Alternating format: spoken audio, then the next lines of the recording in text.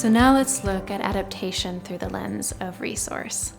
Or in other words, adaptation, how children adapt based on their attachment experiences. And we've already talked a little bit about with secure attachment, the adaptation is to become more integrated, because having a more integrated response to life is more adaptive. At least it is in the context of resource. In the context of less resource or scarce resource, what's adaptive changes. So let's look then at how the brain and child must adapt in the face of resource scarcity. And I say like the face of resource scarcity versus like no resource, because usually resource is available. It just may be a little scarce or a little unconditional. Like let's say mom and dad really show up for me, except for when they're really in a bad mood. Or they do a good job being responsive if they're not too stressed out by the child. Or maybe they are loving with the child if the child's doing what they want them to do. So these kind of conditional, this resource being conditional, it's like there becomes like ways to get the resource. It is there to some degree. The child learns the ways to get the resource, and those become like rules that they have to follow. I'll call them, for the sake of this video, like the resource rules. Now, it's possible that there are no rules, and that would be not good news. That would be like in the case of disorganized attachment, where there's really nothing I can do, like resource isn't there and there's really nothing I can do to get it. Or danger is there and there's nothing I can do to avoid it. Now, in some ways, like in a release, you could have no rules on the opposite continuum, or very little rules, where it feels like, well, the resource is just there and there's almost nothing I can do to break it. And that would be like an incredibly secure situation. But for most kids, the reality lives somewhere in the middle. Like there is some resource. It's just that I have to learn like the resource rules. I have to learn how to get it. And these resources will hem in the child's ability just to discover and express their true self. Why? Because sometimes the rules are, I can't know something I know.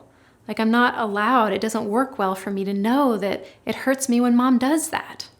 Because if I tell her like that doesn't go well. Or it doesn't work well for me to know that dad's acting really like in a way that doesn't make sense, is irrational, because the family system just says ignore that. Or the resource rule might be, to never share my accomplishments because I get punished when I do that. And of course, a really common resource rule is to not have some emotion. Either anger is not allowed or sadness is not allowed. By not allowed, I mean it either dysregulates the parent or disrupts the bond. So for the child to not know what they feel is a pretty common resource rule, but there's exceptions to that. For instance, in ambivalent attachment, in some ways you could think of ambivalent attachment, the resource rule was to have an exaggerated emotional response, because it's only through sort of seeming really upset or exaggerating that response or remaining upset that the child is able to just eke out a little bit of resource. Like the resource is there and they can get it if they just like show their need. On the other hand, because the resource isn't sort of like reliably there or unconditionally there, they're not really going to have the chance to rest into the resource. In other words, to fully be soothed. So that's going to, for two reasons, lead them in sort of a state of emotional sort of dysregulation and heightened emotionality. So of course, on the other side of the continuum would be avoidant attachment, where the resource rule would be, don't have emotion and share emotion because that's like a sinkhole, or don't turn to mom and dad, that's just an energy waste. Just learn to take care of your own needs instead. But looking at attachment theory, that's like a very broad brushstroke thing. Like it's a useful sort of anchoring heuristic, but with individuals, their resource rules are often very specific, and they won't be obvious to us right away as a therapist. I mean, yeah, it's really common, the not having emotion things, not asserting ourselves, not asking for what we need, not letting people get close. There's sort of like some common resource rules, but also they can be very, very specific. I mean, they could even be like, I have to believe in my parents' religion, or not question what I'm told. That was a resource rule for me. That kind of gave me access to the family resource pool. So the other ways that kids can adapt when there's limited resources, especially if it's hard to get or there's a lot of rules on it, is just internally sort of hone themselves to need less resource. So this is sort of similar to the idea of becoming less integrated, like they may tend toward a more dissociative state or shut down their feelings or sort of stay hyper-regulated or hyper-cognitive. They may just do things like they may run on like more simple behavioral scripts, like I'll just do this thing versus like slow down and think about it deeply or try to figure out the nature of reality or be creative. They'll sort of give up things like as much play. They'll shift around their own needs for resource and kind of try to become a creature that needs less resource or do things that needs less resource, like less play or less engagement.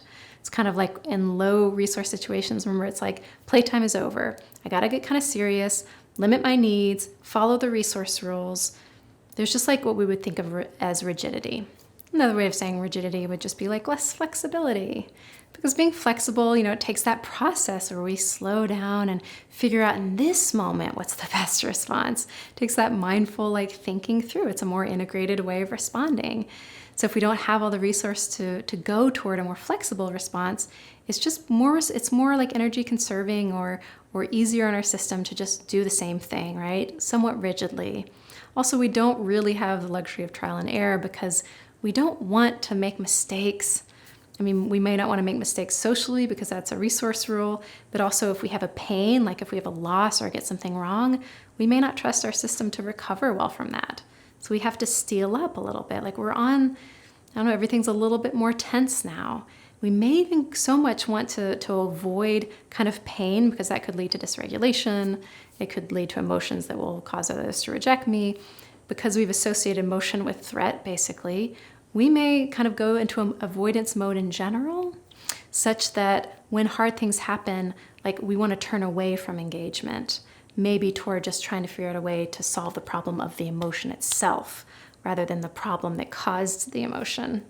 I know that's a really kind of a complex point there. Let me just say that one more time. This is actually what Bessel van der Kolk calls emotion-focused coping versus problem-focused coping. So in the problem-focused coping, we feel resourced enough if there's a difficulty to go solve the problem. That's how we're using our resources. But for emotion-focused coping, if we don't think we have the resources to solve the problem anyway, it makes more sense just to kind of solve how bad it makes us feel. So deal with doing things that just make us feel better immediately versus trying to solve the problem. So I know I sort of squished that in there, sorry. But remember, if emotions are registered as threat, they become a problem in themselves. We might not feel hopeful or resourced enough to feel like we're going to solve the real problem. So it makes more sense, or it'll be our second best thing to just make ourselves feel better. We'll do that through all our defenses, through numbing, through drinking, just doing whatever we can to make the pain go away. So I know these sort of sound like problematic responses, but they are adaptations. They are the way the child learns to survive their childhood. And becoming less resource needy inside or learning the resource rules really will help them survive. But if I could again just summarize then, in the course of secure attachment, the survival imperative or the survival advantage, and therefore the adaptation, will be to become broader, to become internally broader, to figure out a more broad, complex view of reality, to stay integrated, to stay broader in terms of hooked into the social network. In other words, to stay interpersonally integrated. So that's going to be the cue or the response to stress, or the way the way toward resilience in that case. And then in this other case where there's not secure attachment, the adaptation or its own type of resilience will be in some ways to become more honed. So my husband back in the day liked to do something called flint napping, which was a way to make arrowheads.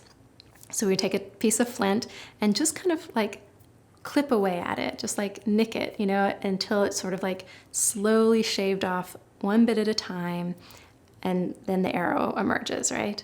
And I think of that process, especially with these resource rules, it's almost like addition by subtraction. It's like the child in this case, rather than broadening into resource by becoming so complex, it's how am I honing myself? It's a little bit more like being an arrow, like lean and mean. And I don't necessarily like mean because they could be very kind. But if they are kind, it's like they may be sort of like inflexibly so, and not able to be assertive, let's say. So whatever their system is, whatever the rule is, becomes a little bit more honed.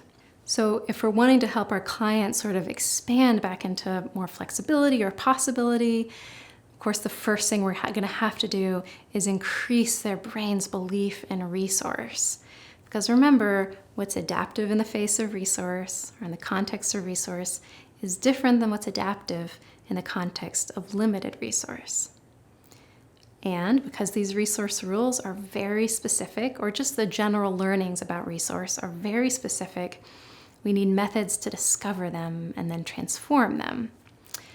But that is what we'll explore just a bit in the clinical implications section next.